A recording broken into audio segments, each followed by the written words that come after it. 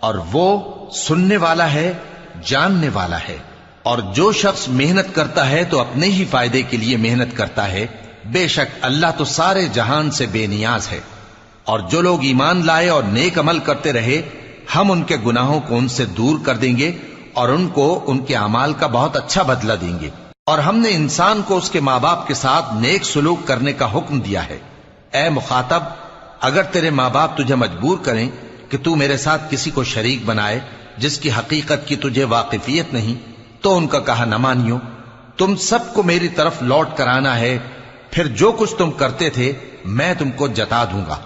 اور جو لوگ ایمان لائے اور نیک عمل کرتے رہے، ان کو ہم نیک لوگوں میں داخل کریں گے۔ اور بعض لوگ ایسے ہیں جو کہتے ہیں کہ ہم اللہ پر ایمان لائے، پھر جب ان کو اللہ کے رستے میں کوئی ایذا پہنچتی ہے تو لوگوں کے ایذا پہنچانے کو یوں سمجھتے ہیں جیسے اللہ کا عذاب۔